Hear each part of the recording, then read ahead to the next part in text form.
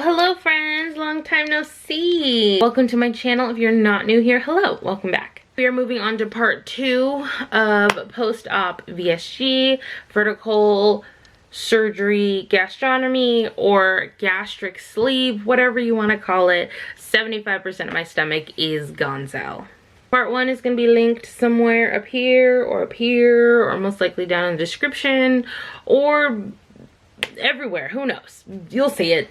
Let's hop right into this. Mentality. Mentality is so important, not just for surgery, just in general, but we gotta live with it in our head. You know, one thing I like to say is that sometimes we are our own worst enemy. Some people don't even have that inner voice.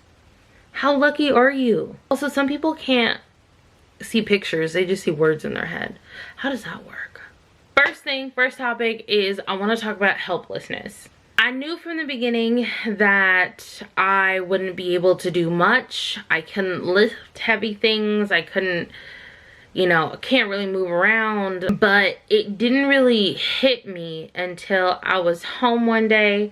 Brittany had something to do. Alec was off at work, so I was alone by myself. I wanted to go outside. I wanted to work on content. I wanted to work on my business. So usually when I do, I have my backpack full of stuff. I have my hands full of stuff.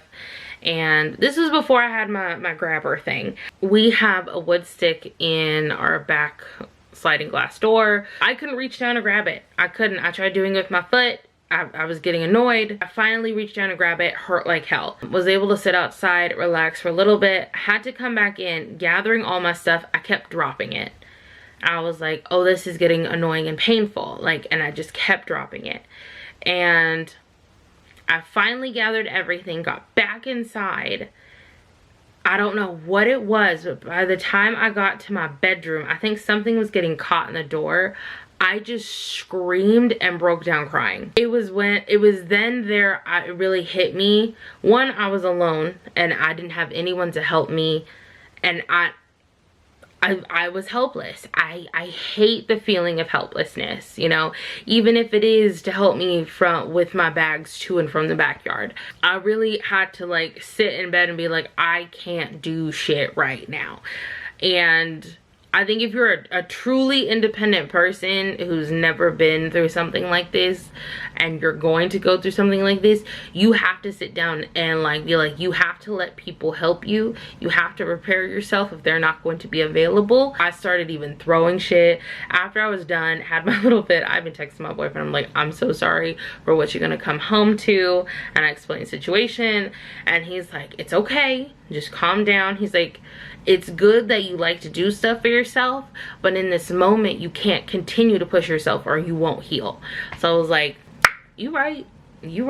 The biggest part, mental part of all this is the cravings. Especially if you're someone like me who is coming from a binge eating disorder and a food addiction, and also you're bipolar and your mania episodes manifest through food and spending, especially if you're a broke bitch right now, which is a whole other story.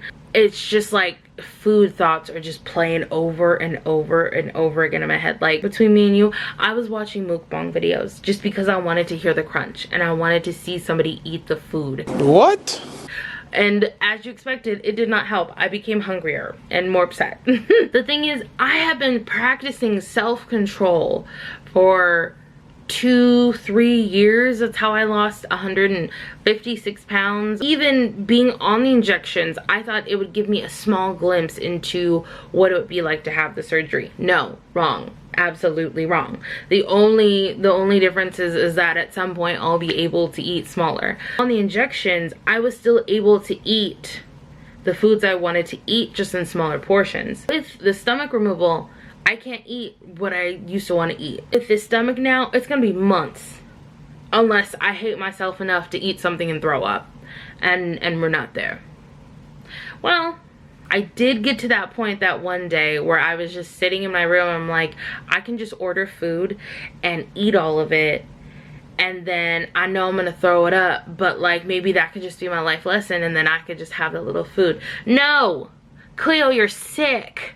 Don't worry, I made an appointment with my therapist tomorrow. because I need to get to the bottom of this.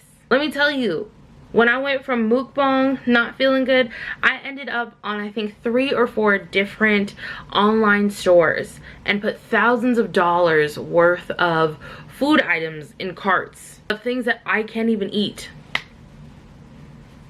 That's not sane. That's not sane. One of the biggest things that has definitely helped though, I found a subreddit called r/bariatricsurgery. 2 years ago, somebody had posted that they were going through the same exact thing on the same exact post-op date. And all the comments were just relieving and refreshing, because they were saying it's very normal. You know, you're going from eating real foods to a liquid diet for so long. Mind you, my surgery got pushed off, and usually it's 2 weeks of a liquid diet. Because my surgery was pushed, I had 3 weeks of a liquid diet, and then now I'm doing 2 more weeks, so it's 5 weeks of a liquid diet. I have not had solid food in so freaking long. And a lot of people are saying when you get to that soft food stage or even the puree food stage, it's going to get much better, because you're actually going to be able to have something on your palate. You're going to have textures. It's going to feel like actual food again.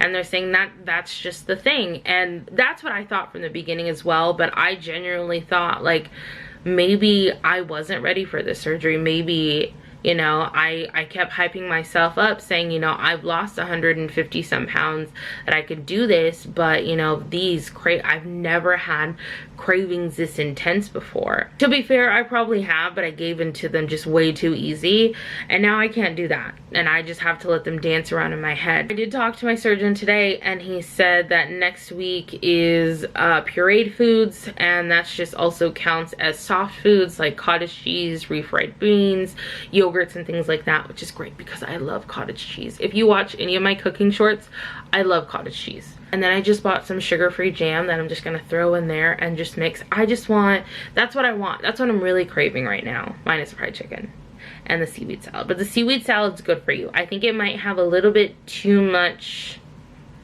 salt in it. I'm gonna have to look that up because that's going to make me sad.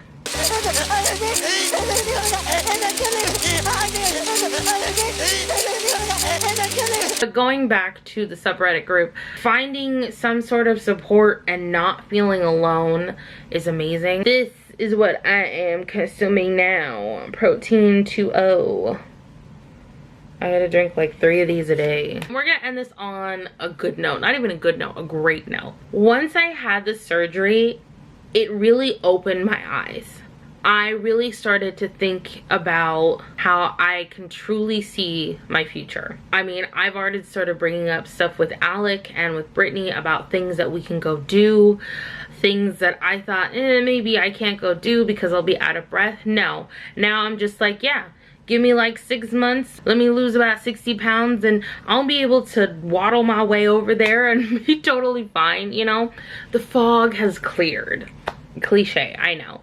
But for me, my future was very iffy. Although I have been losing weight and I know I was gonna achieve my goals, it was still kind of like in and out, 1 foot in, 1 foot out. Like, I don't know if this is gonna be a thing because I know my current weight is an issue, but now that I'm on a path where I'm rapidly becoming healthier, I can truly see the things I want to do, and that excites me. Okay, you guys, thank you so much for watching this video. If you liked it, go ahead and give it a thumbs up. If you really liked it, you should definitely consider subscribing. If you have not seen part 1, again, check out the blah blah blah. I don't say blah blah blah. Check out the link below. It'll take you over to that video. But other than that, I will see you guys later. Bye.